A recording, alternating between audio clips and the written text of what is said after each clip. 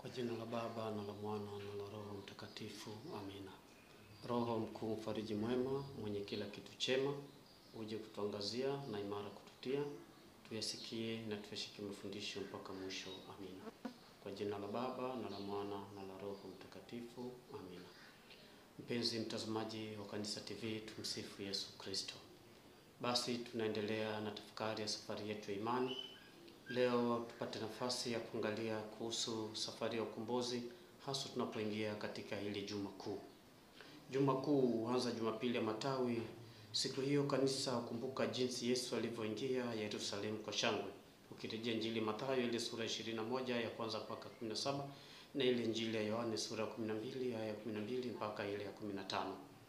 Ibada siku hiyo huanza kwa maandamano, nayo hufanywa mara moja kama tulivyoona siku ile ya Dominika ya Matawi. Siku tatu kuu za Pasaka. Kanisa huadhimisha fumbo kuu la Pasaka katika adhimisho moja kubwa la pekee linalodumu siku tatu. Kanisa huadhimisha na kukumbuka kuteswa, kufa na kufufuka kwake Yesu Kristo.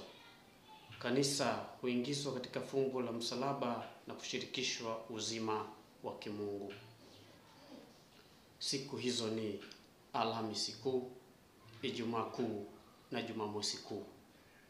Siku hizo ni mwadhimisho wa mpito wa Bwana toka ulimwengu huu kwenda kwa Baba yake katika mateso, kifo, maziko na ufufuko wake.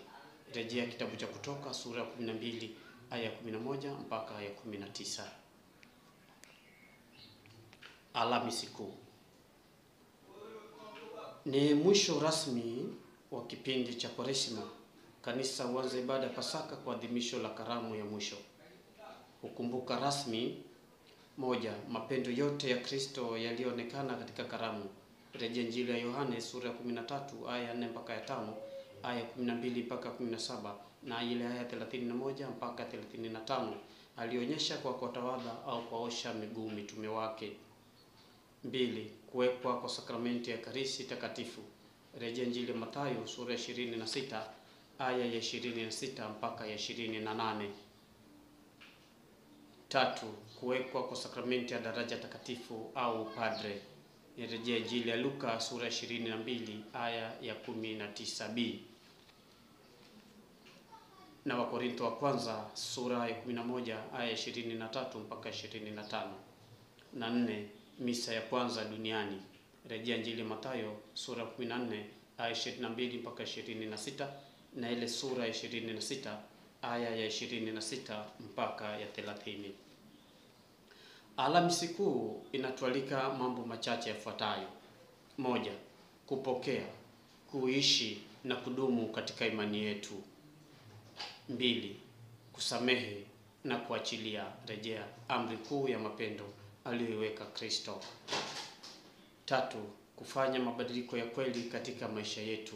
Tunaweza kujiuliza mabadiliko ni nini? Mabadiliko ni mwenendo wa kutoka kwenye hali fulani na kwenda kwenye hali nyingine. Na 4, tuwe chanzo cha watu kumwamini Kristo na kujiunga na sisi katika kanisa letu kwa kuyagusa maisha ya wengine, kwa faraja na kitulizo. Tusiishi imani ya mazoea na hisia, bali imani ya uhalisia na kweli. Kumbe ndugu zangu, tunapoendelea kutafakari na kuzama zaidi katika kipindi hichi cha Juma Kuu, tuendelee kuangalia na kuyatafakari maisha yetu pia, kwamba baada ya Pasaka na sisi tunatumaini kubadilika na kuwa wapya kama Pasaka inavyotualika kuwa wapya. Tutafufuka naye Kristo na tutaishi kadiri ya mapenzi yake Kristo. Nawatakia Pasaka njema. Tumsifu Yesu Kristo. Tuone Jumamosi Kuu na adhimisho la misa ya mkesha wa Pasaka na Dominika ya Pasaka. Katika ibada ya Pasaka, kanisa karibia kipeo chake, ufufuko wa Bwana wetu Yesu Kristo. Katika usiku wa siku tatu, kanisa hukumbuka Kristo mshinda alivyotoka mzima kaburini.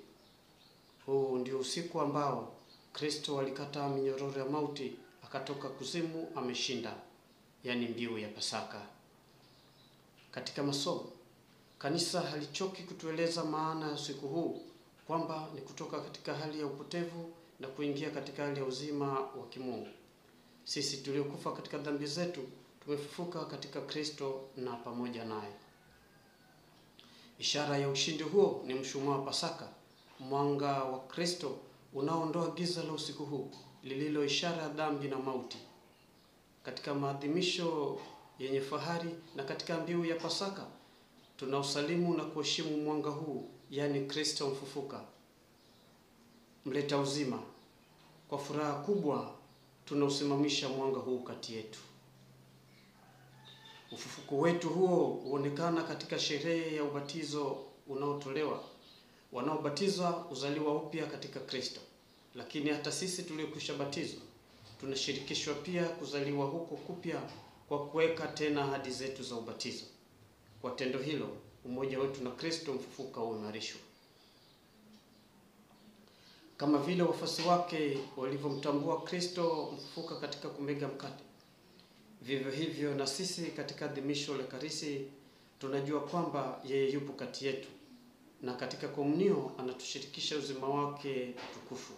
Hivyo adhimisho hilo linazidi kutugeuza tufanane na Kristo aliyefufuka.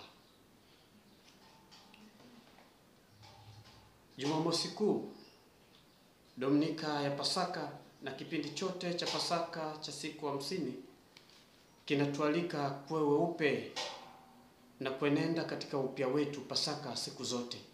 Rejea kitabu cha Warumi sura 6 aya 4 mpaka 14, waraka wa Paulo kwa Efeso sura 4 aya 1 mpaka 6, sura ya 5 aya 1 mpaka 30, sura ya 6 aya 1 mpaka 7, na waraka kwa Filipi sura 2 aya 1 mpaka 8, na Warumi sura 12 aya 1 mpaka 21. Ndugu zangu, mshukuruni Bwana kwa kuwa ni mwema na fadhili zake ni za milele. Rejea kitabu kile cha Zaburi ya 118 aya 1 na ya 2. Siku hii ndiyo aliyoifanya Bwana, tutaishangilia na kuifurahia.